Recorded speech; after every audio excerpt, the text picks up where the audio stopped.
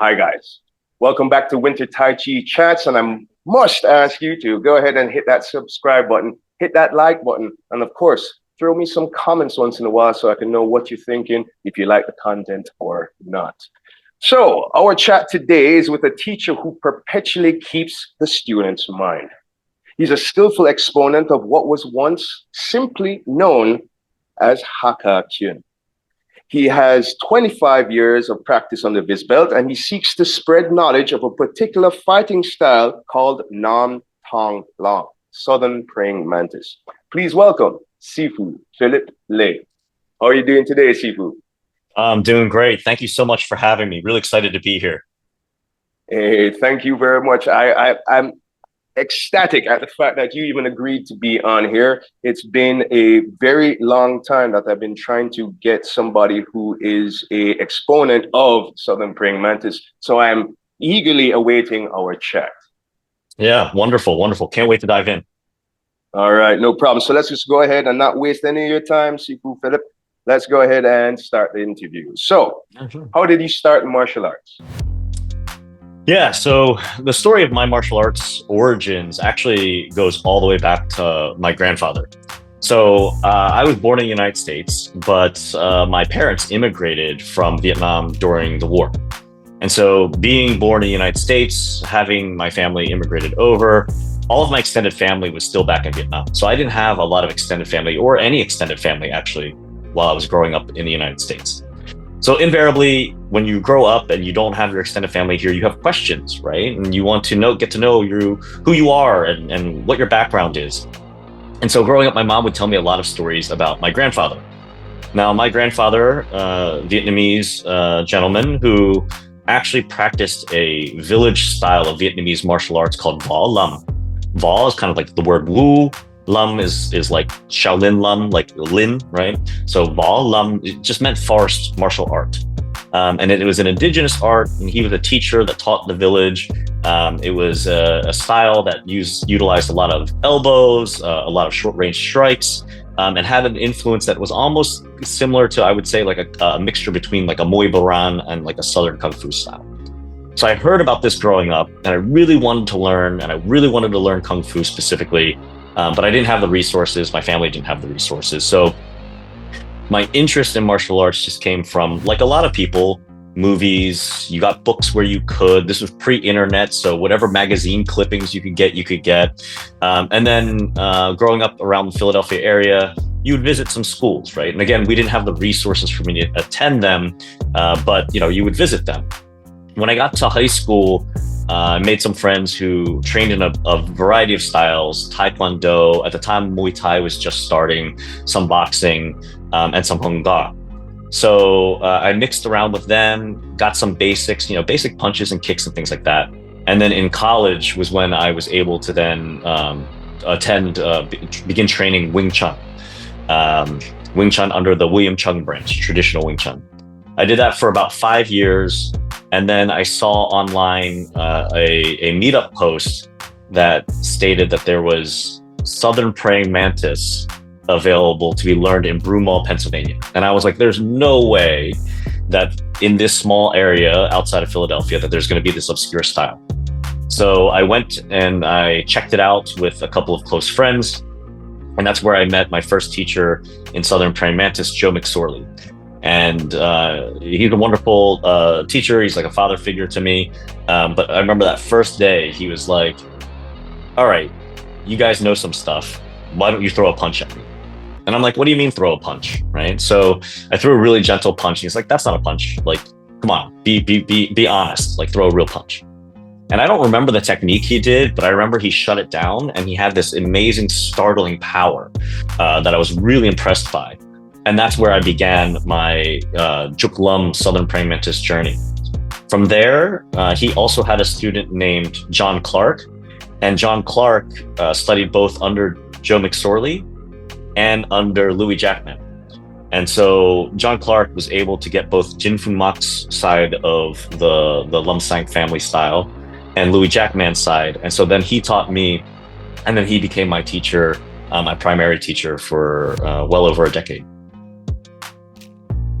So you started William Chern's Wing Chun and then got into Southern Praying Mantis. Wow, That's right. That's very good. That's very good. So the next question I have for you, I feel very confident in asking that with your experience, that amount of time with Southern Praying Mantis, and especially on the two different teachers with two different perspectives, right? You said you had Joe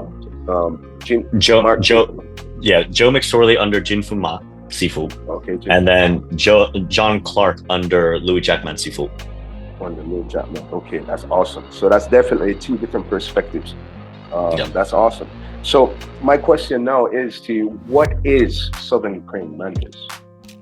Yeah, it's a great question. I think I can answer this from a couple of different dimensions. I can go more micro, which is our version of Southern Praying Mantis, which is the Bamboo Forest Temple Southern Praying Mantis from the Guangxi province. I'll get into that in a little bit.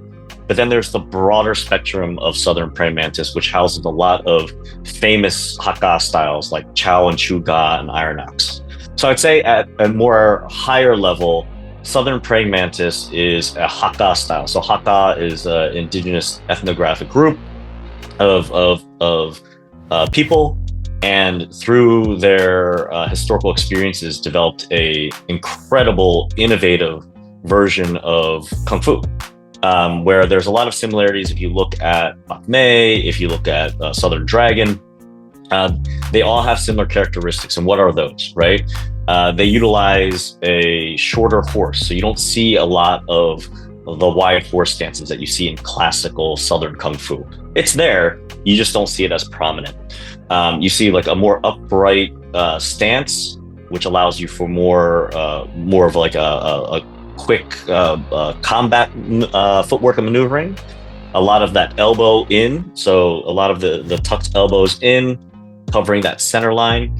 And then definitely all of the Hakka styles have the four powers. So you have your vacuum, you have your expel, you have your float, and you have your sink. So Southern Praying Mantis then would I would say encapsulates all of that. Then you go a little bit further, and the distinction between it is in the way that they express those powers, just the nuance of them, right? I just recently was able to be in Hong Kong and met with a prominent Chow Ga practitioner, Arthur, and I really got to feel his gong look, right? The skill building that they develop, and they have this immense, powerful, pliable, dynamic tension, which I think all Southern Praying Mantis should have. Now, when you go into the Bamboo Forest Temple, we do have that, but then our movements tend to be a little bit softer, a little bit, how would I say, a little bit more flowy, right? And it's not to say one is better than the other, but I think that what ended up happening is that you have this nucleus style. Certain practitioners gravitated towards particular emphasis, and with particularly Guangxi, Juklum, Southern Praying Mantis, the movements just ended up being a little bit more circular and a little bit more flowing. Okay. As I said, I'm not too versed with Southern Praying Mantis, but I've seen some videos. I think it was of Chuga, where like they had some very impressive Fa Jin, very nice. Exactly. It's a good expression, or should I say, a good example of Look Ging in action. Yeah. Yes. Very nice. Very good. I as well, I'm a practitioner of Hakka martial arts. I'm a practitioner of Bak Mei, right, under Dr. Richard Chin. And in our PI, we look heavily on Southern Praying Mantis. That's another reason why I was very excited to speak with you, and that you even agreed to come on to the cast, sir. So thank you very, very much. So with that extensive answer of what Southern Praying Mantis is, how effective is it for fighting or for self-defense? Yeah, so you called out a really interesting characteristic that is prominent in all Southern Praying Mantis styles, which is that Fa Ging, right? Like, and especially that springy Ging, the Tan Ging, where there's like a lot of that spring, right? And that's because we all train Sambo Jin, right? Three-step arrow. And there are differences in each branch's three-step arrow. However, all the same principles are there. The ability to create immense power and explosive energy in a very short burst, right? The ability to contract muscles in a way where it's happening internally. And when I say internally, I don't mean something mystic. I mean, you're focusing on specific muscles and tendons where you're really training that so that you have the shape of the body and the right structure to perform these movements. And so this is a great segue of what is Southern Praying Mantis to how effective is it? And I would say through that three-step arrow, everybody's version, that's where you train both the ability for your body to be strong, pliable, dynamic, have that dynamic tension, have that springiness, and also draw attributes from that you can apply to fighting. Now, I'm not going to make any claims that I'm a professional fighter or anything like that. In my youth, I was really big into MMA, Muay Thai, boxing. I still practice Muay Thai and boxing now because I love it, but I'm not going to say that I'm a pro fighter. What I will say, though, is that each martial art has a framework and a philosophy around how it wants to deal with conflict, right? And when I say deal with conflict, I mean, yes, physical conflict, but also conflict within oneself, yes, and then also conflict with others, right? So with Southern Praying Mantis in and of itself, not to get too esoteric, but what it focuses on in the immediate, at least the way that we practiced it, was to get that foundation, to be able to have a structure, to have a root. If you're going to move and you want to stick, you're able to stick. If you feel somebody making contact with you, you're able to repel it immediately. So we had to build that fundamentals and that foundation. Our version of Southern Praying Mantis, Chuk Lum, in Philadelphia and Broom Mall, my teachers dealt a lot with boxers in the day, right? And everybody in Philadelphia likes to test their hands. So their version and their expression of Chuk Lum became really centered around combat. And so to answer more directly, I believe Southern Praying Mantis, especially Chuk Lum, is extremely effective. And it's all about how you're thinking about it. If I were to train somebody and then take them into a ring and say, okay, you need to fight against an MMA person who has been training their entire life, that's how they're making their living, I would say, unless I was also training this individual up to also be a professional fighter, to then use some techniques from Praying Mantis, yeah, I could make that work. But that's not our primary goal. Our primary goal is if I have to deal with some sudden violence, if I have to deal with somebody that's suddenly encroaching my space, am I able to handle myself? Am I able to be strong for that one moment? Am I able to be ruthlessly violent in that one moment to deter the violence that's coming upon me?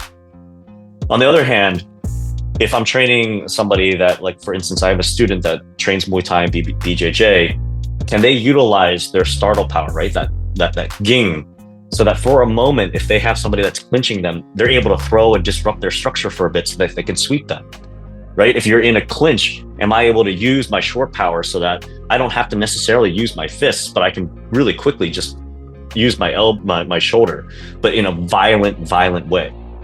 All these attributes are in the style. And if you're able to extract them and train them in real time, they can be as effective as you want them to be.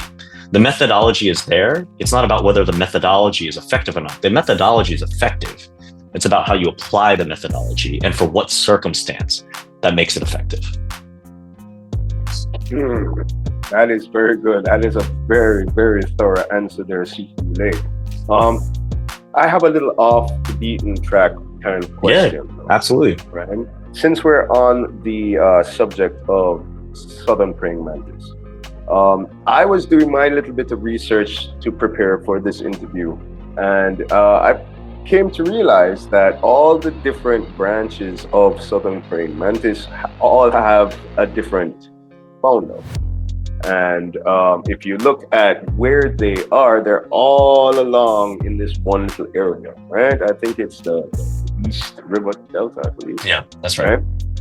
So my question is, if they have so many different founders, is it kind of like a situation where it's like karate, where they had the different founders all learned this one style and then they changed something different, and then because they changed that one thing, now they called it something else, and it just trickled on to the different branches coming up like that?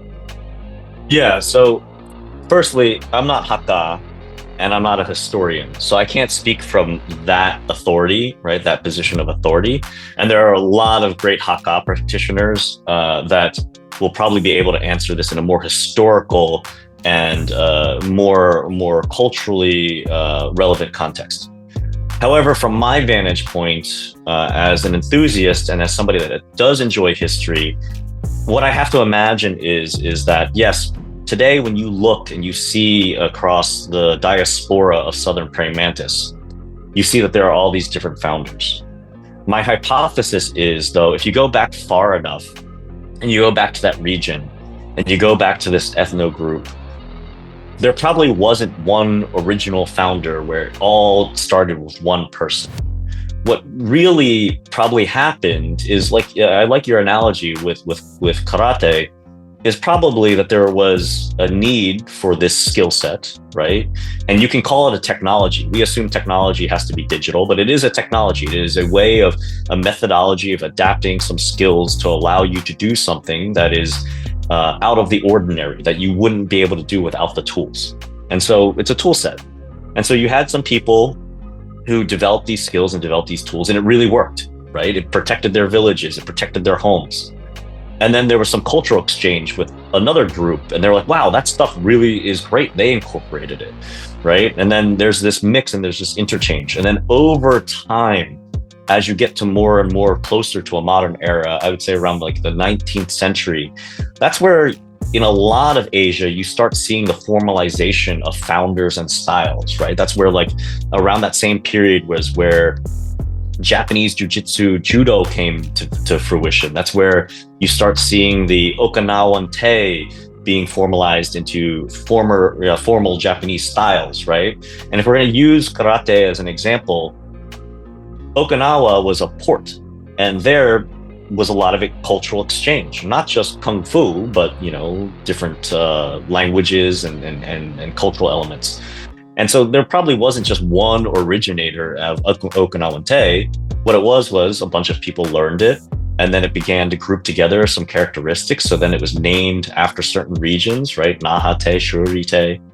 And then from there, you have these prominent teachers who have a particular innovation or a particular approach that they really wanted to focus on. And they are like, I want people to know that this is kind of my stamp on this. This is my approach, or there's something unique, or there's a value differentiation for this, right? And so then they found a particular style where it is distinct, and it has their kind of branding, and it has their pedigree associated to it. I believe it's probably the same thing with Hakka styles. Now, when you look at Southern Kung Fu in China, this may be controversial, but you look at the Fujian arts, you look at the Hakka arts, and then you look at more of the Cantonese Chinese arts. They're all very distinct, and you're able to trace them to their core ethno diaspora, right? However, if you examine them across each other, you layer them over top of each other, you'll see that there are a lot of similarities, that likely there was some exchange, not formal exchange, but you and I interact, and you have some skill, and I'm like, wow, that's a really great skill. Like, each of them are developing a particular ging. Even Hongga, which is like a much more broader style, develops that dynamic tension and has that tan ging in some of their forms, right? You see something like Wing Chun, which it's not a Hakka style, but it has elbows down. It has a footwork and stance that is very similar, right? It has the vertical fist that it emphasizes, and the phoenix eye, the palm strikes. So I'm not saying that all of these things are the same. What I'm saying is that while they are distinct, realistically, there was probably some cross-cultural pollination that was happening. And from there, you have founders that come out of that because they were prominent, they were famous, or they earned the right to have the style be associated to their origin. And again, I'm not a historian, and I'm not Hakka, but that's my hypothesis. And it's a very good hypothesis to have. Everybody should be thinking like that. And of course, just to add on to that, and each founder would have their one particular thing that they were specifically good at. Absolutely. Right? So, and And it's awesome, like what we're talking about, that situation with karate in Okinawa, then going into Japan. We can use that situation and juxtapose it right onto Southern Praying Mantis, right? Because now Right. you have branches that are family named Chauga, Chuga. Then Right. you have another branch that's just named off of the region that it's from, Kwangsai, Juknan. Right. That's absolutely awesome. Similarities are incredible. So, with that said, now I'm going to take it to a place where we can get more into your psyche, CP, right? Kung Fu, we all know it, literally means a skill acquired over time. Mhm. But what do you believe, Sifu, is the hardest part of developing Kung Fu?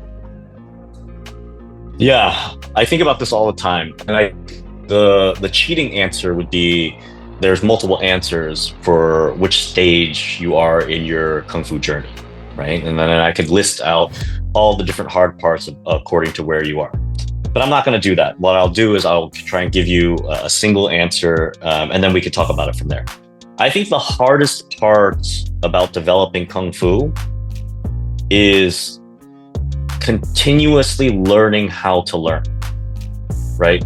Everybody assumes that learning is just a thing that you do, and if you just learn, it will come to you. They think that, you know, you learn a new language, you learn how to cook, you learn, and that is true. You put reps in, you get better, you develop a skill. But to develop a really refined skill where it becomes a part of you and it's interwoven into who you are and how you express yourself on a daily basis, it's learning how to learn. I think a lot of times as a beginner, you see these practitioners that are far more advanced, or especially in Kung Fu, right? Like there's always this controversy about how effective is Kung Fu? How does it actually work? Would it work in the ring? Why don't we see it in the ring? And people who are starting to learn get anxious, and they're like, well, when am I going to be able to utilize this? And when am I going to be able to make this work? And how do I make this work? Which are all good questions. I think they're valid questions. But I always tell beginner students, these are valid questions, but first we need to learn how to learn. So what does that mean? That means Chinese Kung Fu methodology is different from Western methodology, right? If I want to learn a Western martial art, they bring me in, we do some aerobic and strength and conditioning, and we get our bodies strong and firm. But I walk out, I'm able to learn how to throw, it might not be perfect, but a jab, a cross. I don't know how to throw a hook. I'll know how to throw a front kick. I'll know how to throw a roundhouse kick. And they're broad enough movements that I walk out and I feel pretty good about myself. I'm like, I hit that heavy bag pretty hard, right? And I feel good. I feel this result from it. And the tactile feedback of feeling strong, doing these exercises and hitting the heavy bag makes me feel good. And I feel like I've learned something. And that's great. And that's a great Western approach. On the Eastern side of things, it's different. We start less on making you a good fighter. We're more about building you up and making sure that you have the right attributes. And then we layer the fighting aspect onto it. And I'm not saying one is better than the other. And quite frankly, I think in modern times, especially with the branch that I grew up through in Philadelphia Juklum, we definitely blend the Western Eastern approach.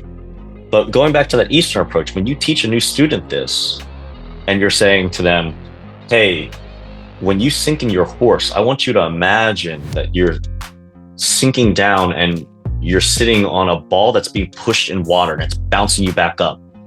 And they're like, why am I trying to develop that feeling, right?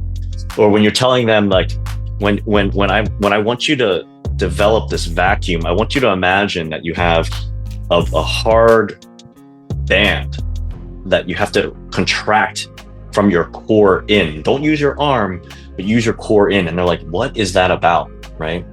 And so having the humility to learn and being inquisitive enough to not just ask questions to challenge, but asking questions so that you have a deeper understanding.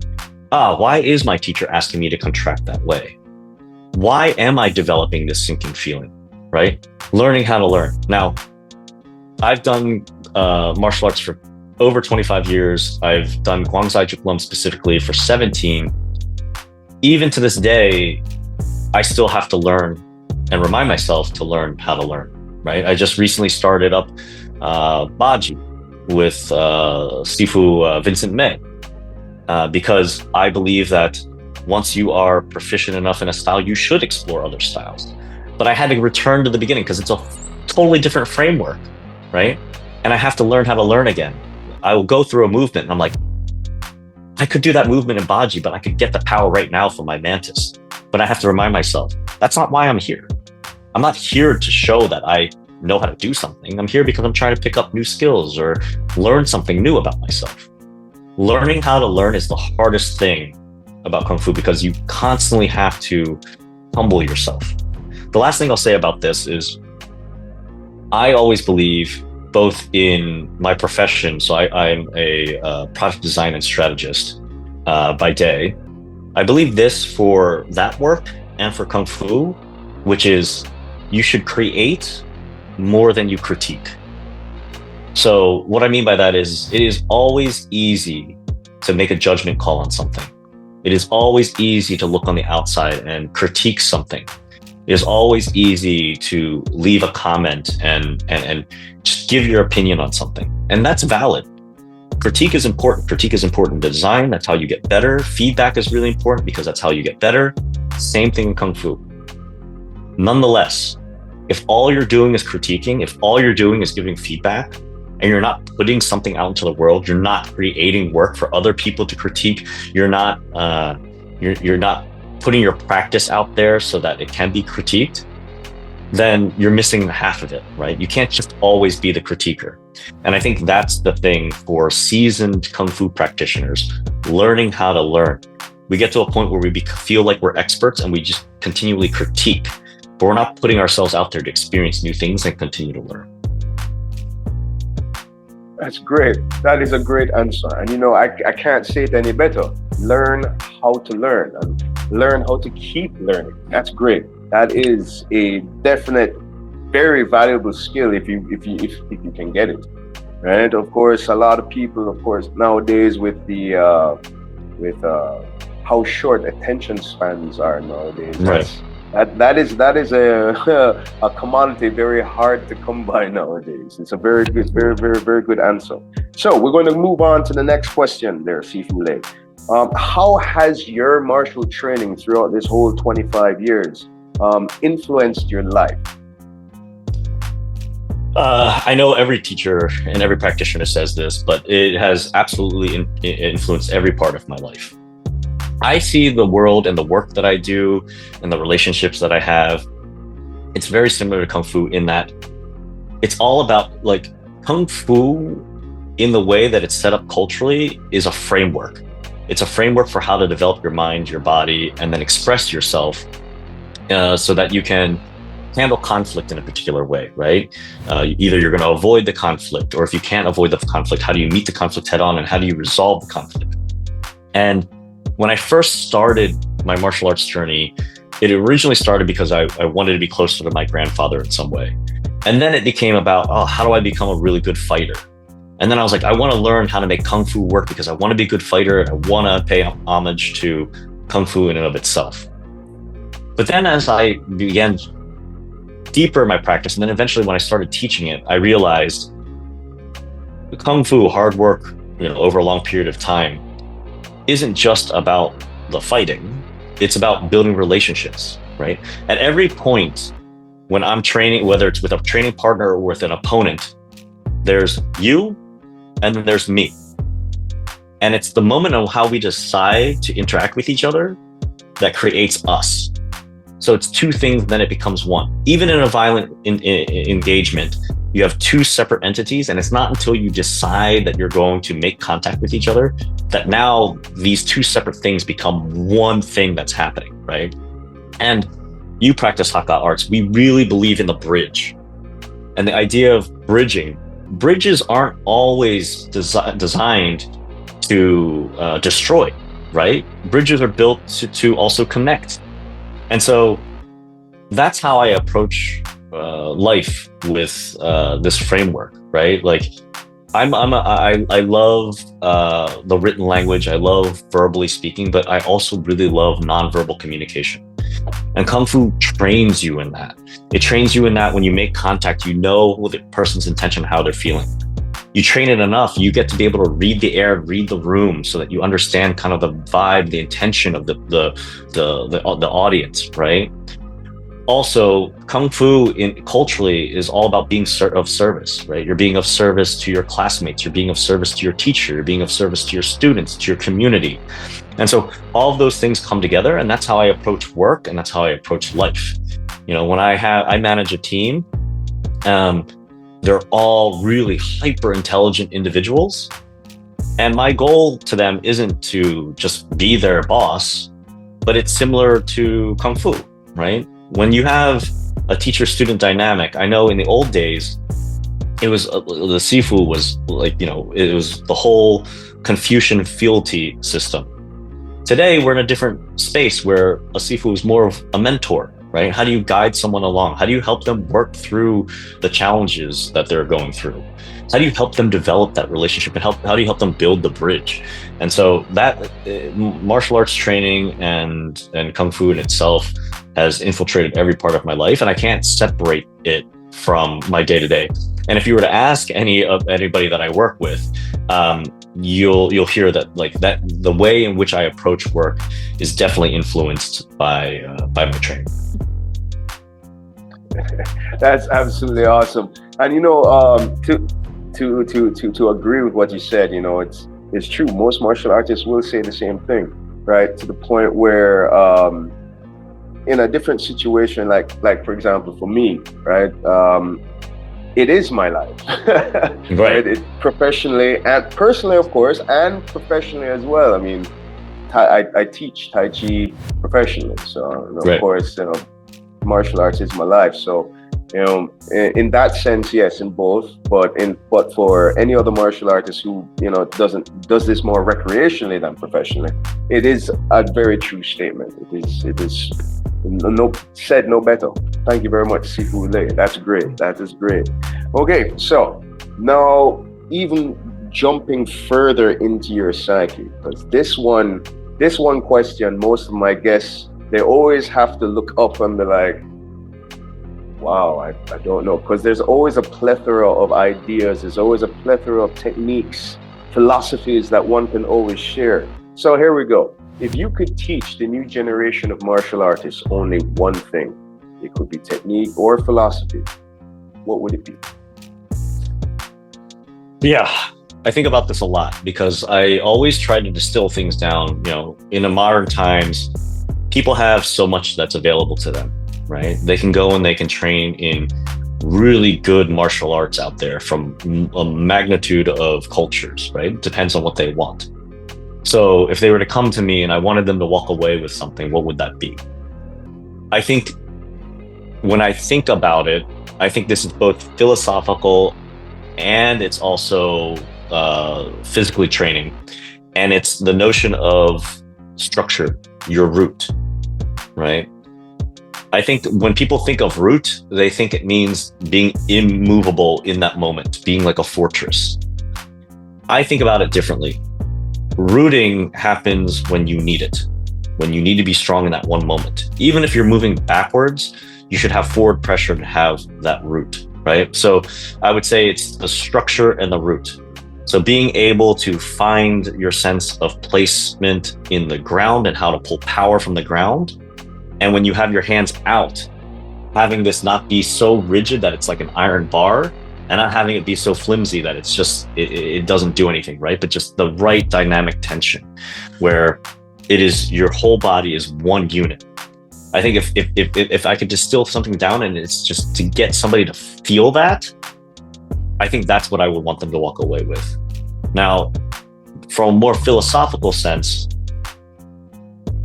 we all should be going with the flow, right? The Tao and everything like that, which I believe is letting go and being able to be free. Very Tai Chi is very crucial.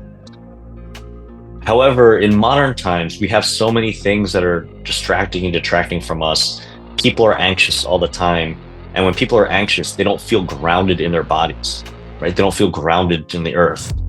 And a lot of people, even with Tai Chi Chuan, they make the mistake that they see that flowing movement and they assume that it's just being in the air and you're just loose. When in reality, every movement that you do, you have connection to the earth in a very real physical way and a connection to heaven, right? Also in a very physical way, this expansion. People just don't have an awareness of their bodies in that way. And because they don't have an awareness of their bodies in that way, I believe also mentally, it's easier to be uprooted. And so if you can get somebody to understand root, I don't care what style it is, but just to feel a sense of rootedness and the buoyancy that comes with it and the liveliness that comes with it, that's what I would want to pass on. Awesome. That is awesome. So the whole concept of root and being able to root, that's a great answer. And it's also funny. Isn't your handle on Instagram Fighters Root? It is Fighters Root. And people ask me and they're like, I always talk about, I'm not going to make a claim that I am a fighter. So why do I have the name Fighters Root? Because I believe that if you're training a martial art, there has to be some martial component to it, right? But there's a play on words here. It's the root of being a fighter. It's not about being a fighter. If you boil it down, what do we all have in common? What's the root and the essence of wanting to be a fighter? Now, hopefully, if you believe that you are a fighter, you're only going to fight for the right cause. And if you're an intelligent fighter, you're not always going to fight with conflict. What I mean is that there are multiple ways to fight, right? So how do you find the root of what it means for you to be a fighter? Are you a fighter because you're working really hard and you're earning money to make a living for your family? Are you fighting because you believe in a cause and you want to go out there and you want to change the world in some way? Are you fighting just because you've had a really tough 10 years and you want to wake up tomorrow knowing that you're going to wake up and you're going to do your damned hardest? That's the root, right? And in martial arts, it's similar. Like, what is the root? Why are you training? And when you train, can you feel yourself connected to the reason why you want to train? And that's why the handle is Fighters Root. It's a combination of the notion of the modern day of when they think of fighter, they think of, the fighter, but it's really about, no, at the end of it, there's always this commonality of why we want to fight and why we need to fight. Awesome. That's an awesome explanation of why you have that handle, Fighters Root. It's great. It's I'm telling you, Philip, I love it. I love it, sir. Right. So we get to our last question, which is a beautiful segue because the answer is, I already let the cat out of the bag. So the last question is, how can you be contacted, right? Yeah. So I'm most prominent on Instagram, and the handle is @fighters_root. And that's where you'll see the latest updates, and I'll have some tutorials and things like that. If you want to contact me by email, it's jooklum, JOOKLUM @philiple.com. So that's PHILLIPLE.com. So you can contact me by email there. I also just started a YouTube channel. It's newer, so there's not as much content on there, but it is called Talking Hands. So my YouTube handle is just @philiple, @PHILLIP-LE. And you can find me on YouTube as well. All right. Contact information for Sifu Phillip will be in the description down below. Also in the description down below will be a link for Feiyue shoes. If you need a pair of Feiyue shoes, click the link down below to get the best prices. The best deals, all at Feiyue shoes. Sifu Phillip. Thank you very much, sir, for the time that you've taken to speak with me. It has been fun. It has been real hearing your stories. Thank you. Thank you.